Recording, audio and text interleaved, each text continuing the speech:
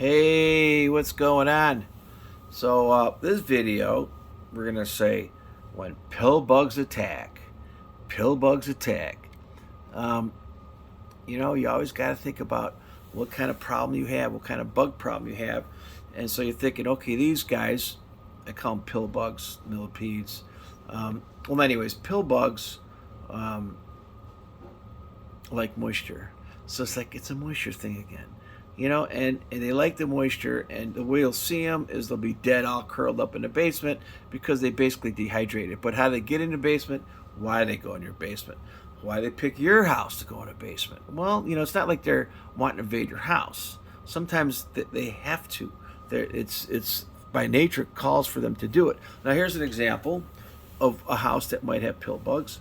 And if you look, I'm trying to show you the difference here between this grass here. See, it's all kind of straggly in the grass over here. Now, when you look at the grass, and of course you look at the grass. This is a long distance one. This guy and this guy are two different grass. Okay, so this guy here, this house here, doesn't have green grass. Why? Probably because the builder scraped all the topsoil off when he built the house, and then he didn't put the topsoil back, and they had a hard time growing grass. Well, that tells you that the topsoil isn't there anymore, where this guy brought topsoil in. So think about it. Clay and bugs, when it rains heavy, the clay saturates and the bugs got to go somewhere. Look, no trees. Guess what? There's the biggest tree right there, Mr. House. So all the pill bugs go to the house because they're trying. They can't go in the ground. It's saturated. They don't want to drown, so they're looking for a safe haven. And so whatever's around, and the builder cut all the trees down too, right? So you can see the difference in grass. This has got topsoil. This doesn't. So let's move on to the problem. So the pill bug's like, oh man, it rained. Oh, I'm drowning. I gotta find a tree. There's no trees. Oh, there's a big tree, a big white house tree. Boom. So here we go. We climb up the house. Da, da, da, da, da, da, da, da, da, da. Okay, so after a rainstorm, you see these pill bugs climbing up. They're gonna find a hole, and they're gonna go under the siding, and they're definitely gonna find a hole, get in your basement.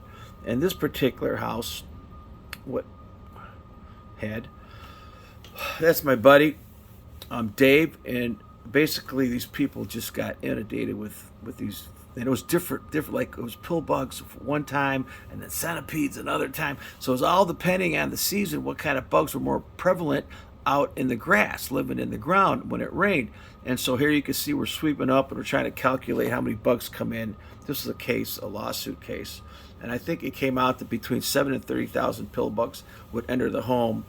And that was a guess, per rainstorm, or when the ground got flooded because the ground wasn't properly draining outside and the bugs had to come in.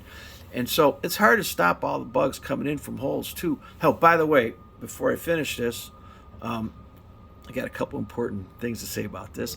I do have a service. You just Google Clevelandmarko with a question, Marko, and there's a small fee, and I'll solve your house problems, usually with photos, correspondence, emails, whatever, 15 minutes, half an hour. If somebody can't solve your problem, you want a second opinion on something, just give me a call. I've been doing this for 40 years. I've done 18,000 inspections. I'm an engineer and have all these licenses in environmental, or had. I'm starting to drop some, but it doesn't mean I don't know about this stuff. So, and I'm also a moisture expert and a building science guy. So here we go. So here's your real problem. Okay, it's the dust, and very allergenic. It'll make you sick. So people that got houses with a lot of dead insect fragments, excessive amounts of, and by the way, they become aerosolized and airborne when the furnace kicks on, and you wonder why your kids got asthma. And so you buy filters and all that kind of good stuff and HEPA vacuum cleaners, but you know what? You can't figure it out. The bugs are in the walls too. So after like 10, 15 years of this, they're dying in the walls because when they get in the house, they don't have moisture, which they're trying to get away from the moisture because there's too much moisture for them, right? The bugs need moisture, just enough moisture. Not too much, not too little. So once they get in your house, there's too little moisture. So they end up dehydrating and dying. And then they disintegrate into particles and fragments and fecal pellets. And they go through the house. And now you're breathing it. And, sure, the microns might be 5, 3, whatever size. And when they break down smaller, it's going to affect your health very unhealthy to have insect fragments in your home. And so now we're getting into indoor air, and I got a lot of videos on indoor air. Just go to I'm Clevelandmarko, M-A-R-K-O, Clevelandmarko on YouTube, and there's a little, location thing. You can plug in what you want. I probably have 500, 600, 700 videos, so I probably have a video on something or one of your problems. Or of course, you can just Google, call Mark with a question, pay $29, and get one-on-one. Also down below I have some links on some products. Please rate, subscribe, and hit the bell for future videos. Hey, thanks for coming on.